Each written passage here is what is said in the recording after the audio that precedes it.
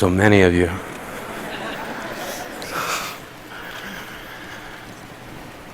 When I was a kid, I hid my heart under the bed because my mother said, if you're not careful, someday someone's going to break it.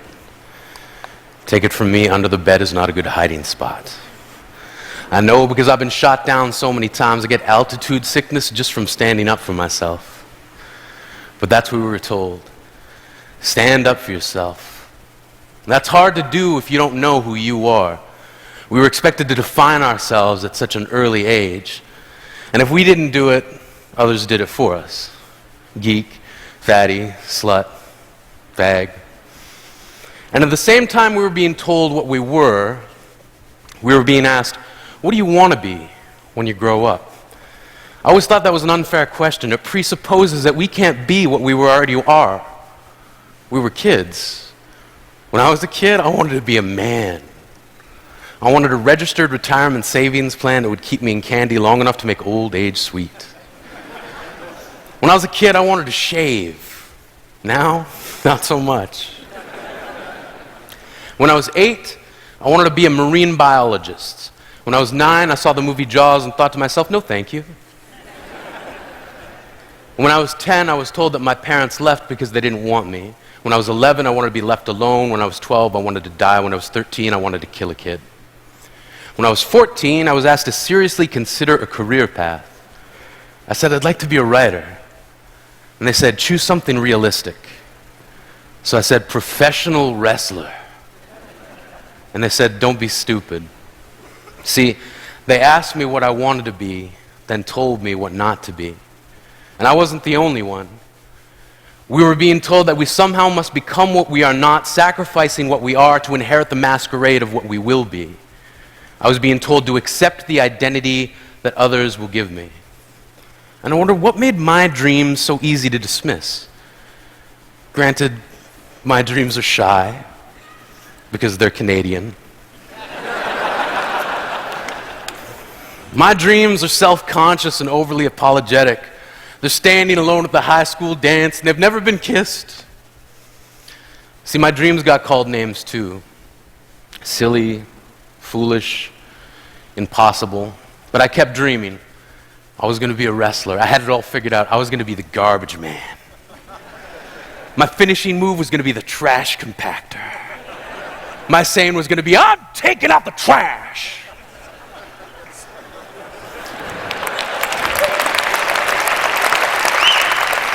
And then this guy, Duke the Dumpster Drosy, stole my entire shtick.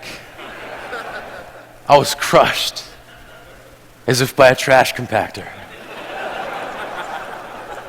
I thought to myself, what now? Where do I turn? Poetry. Like a boomerang, the thing I loved came back to me. One of the first lines of poetry I can remember writing was in response to a world that demanded I hate myself. From age 15 to 18, I hated myself for becoming the thing that I loathed, a bully. When I was 19, I wrote, I will love myself despite the ease with which I lean toward the opposite. Standing up for yourself doesn't have to mean embracing violence. When I was a kid, I traded in homework assignments for friendship, then gave each friend a late slip for never showing up on time, and in most cases, not at all.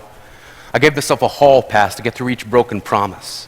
And I remember this plan born out of frustration from a kid who kept calling me Yogi, then pointed to my tummy and said, too many picnic baskets. Turns out it's not that hard to trick someone. And one day before class, I said, yeah, you can copy my homework. And I gave him all the wrong answers that I'd written down the night before. He got his paper back expecting a near-perfect score and couldn't believe it when he looked across the room at me and held up a 0. I knew I didn't have to hold up my paper of 28 out of 30, but my satisfaction was complete when he looked at me puzzled, and I thought to myself, smarter than the average bear.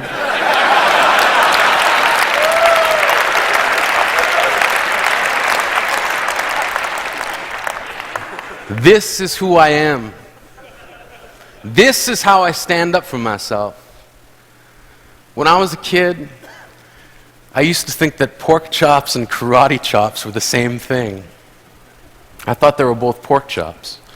And because my grandmother thought it was cute and because they were my favorite, she let me keep doing it. Not really a big deal. One day, before I realized fat kids are not designed to climb trees, I fell out of a tree and bruised the right side of my body.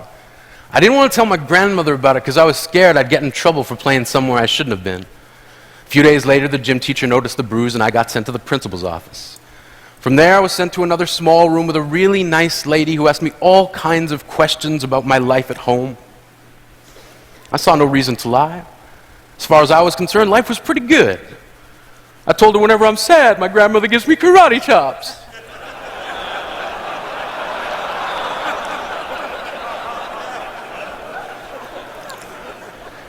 This led to a full-scale investigation, and I was removed from the house for 3 days, until they finally decided to ask how I got the bruises. News of this silly little story quickly spread through the school, and I earned my first nickname, Pork Chop. To this day, I hate pork chops.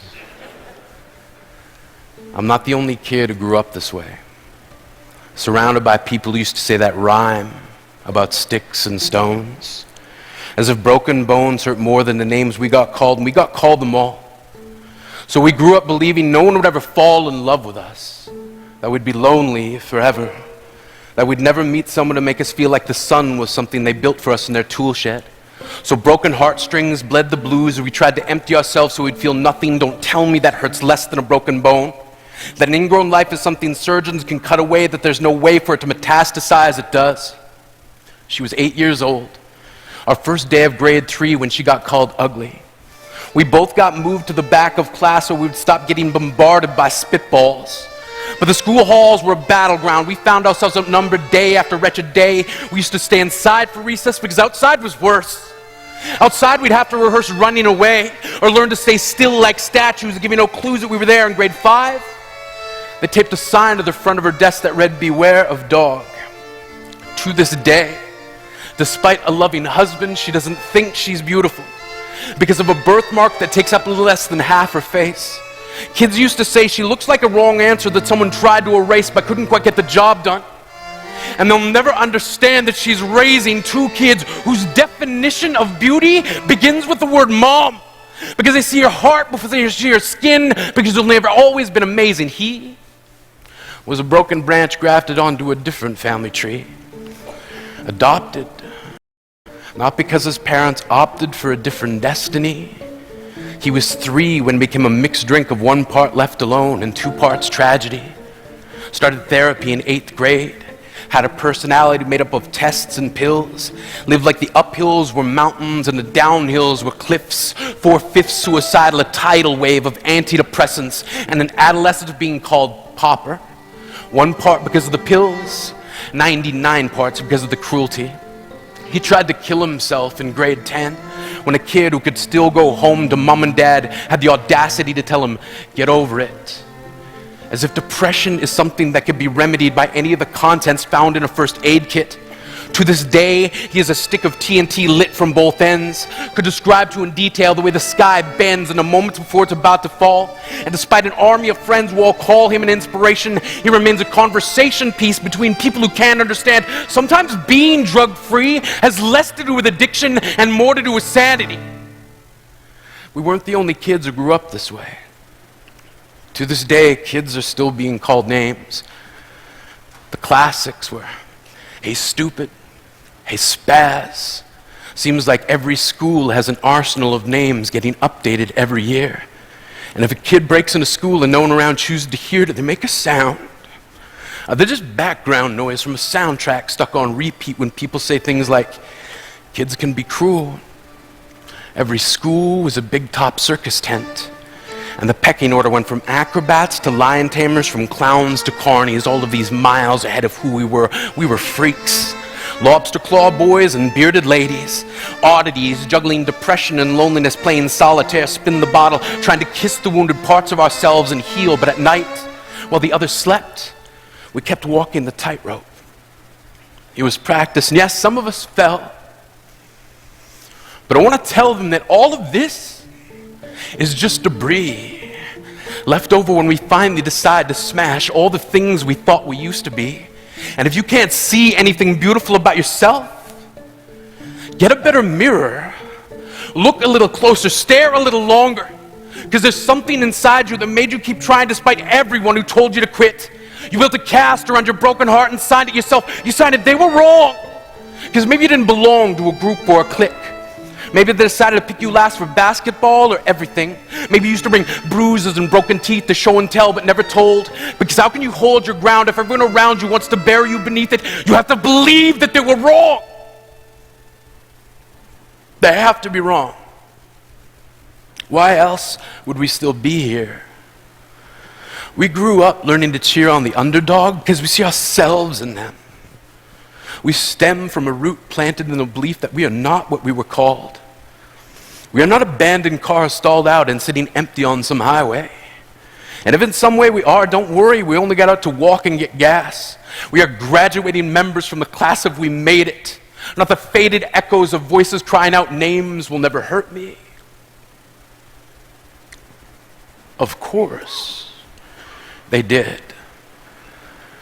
But our lives will only ever always continue to be a balancing act that has less to do with pain and more to do with beauty.